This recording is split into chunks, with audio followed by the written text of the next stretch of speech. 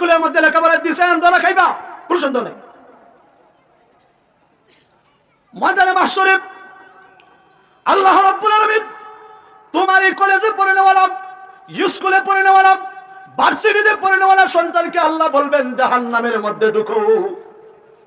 বাচ্চা বলবে কেন জাহান্নামে যাবো?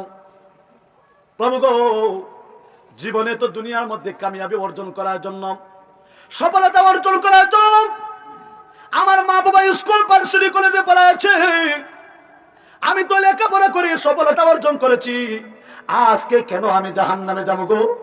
আল্লাহ বলবেন তুমি জাহান্নামে ঢুকো। আল্লাহ আমি কেন ঢুকবো আমাকে বুঝাইয়া দিতে হবে।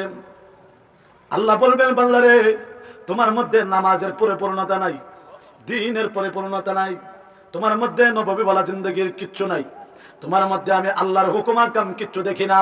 বান্দারে আমি আল্লাহর হুকুম আহকাম বিধান মানো নাই।